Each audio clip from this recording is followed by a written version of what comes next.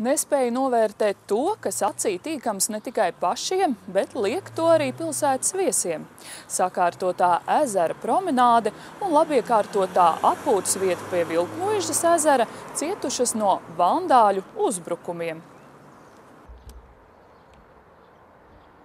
Sabojāts gaismas ķermenis, izsists informācijas stenda stikls, kā arī pazudusi plāksnīte pie avota.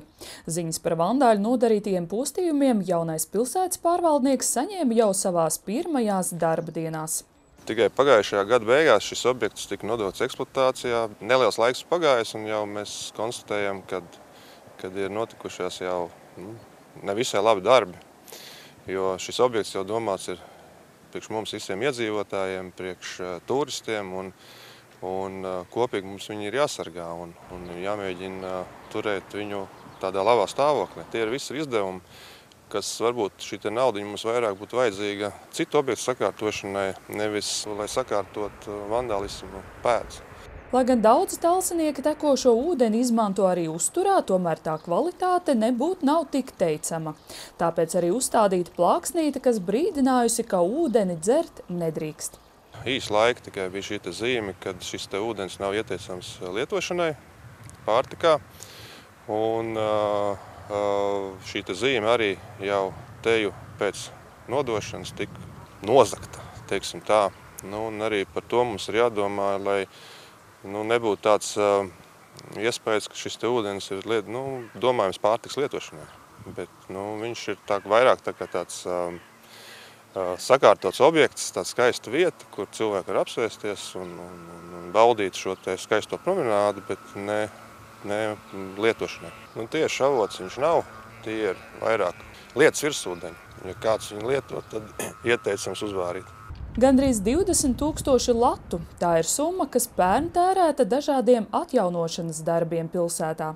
Arī pie Vilkmuižas ezera labiekārtotajā atpūtas laukumā šobrīd par vienu āra trenažieri mazāk.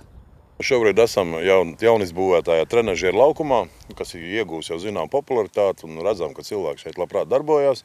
Viens no elementiem ir salausts, kāds ir pārvērtējis savas spējas vai spēku, visādā ziņā.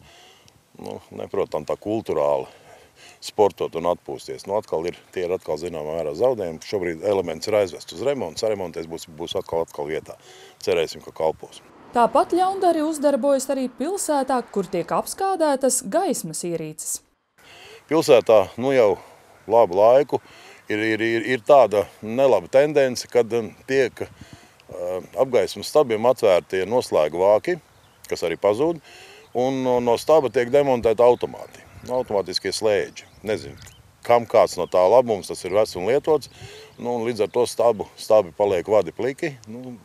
Viņš ir, kā saka, bīstams dzīvībā. Spējam tikai lāpīt, atjaunot automātus. Šobrīd tādas tendences iet ar vien vairāk plašumā. Es varu minēt Gaismas ielu, kur bija vairāki stabi, Raiņa ielas gājēju celiņš, kur tika vairāk pēc kārtas. Šobrīd ir 5. gada ielas taka, kas iet uz ģimnāziju.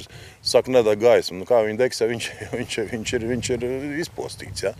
Un arī šeit Krastēlā vairāk kārtīgi ir bijuši gadījumi, kad stabu tie elektriskie automāti ir izrauti laukā un arī sabojāt gaismekļi, sasisti. Kaut gan viņi skaitās pēc klases tādi triecieni droši, bet ne tik droši, lai mūsu, kā saka, vandāļi netikt ar viņiem galā. Viens no variantiem, kā novērst dažādas nebūšanas, ir vēl papildus video novērošanas kameru uzstādīšana. Pilsētas galva atzīst, ka tas ir viens no jautājumiem, kuru risina arī novada dome.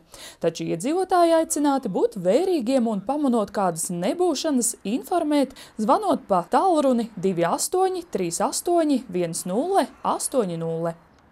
Dace Mieriņa, Kaspars Zvirgzdiņš, Talsu televīzija.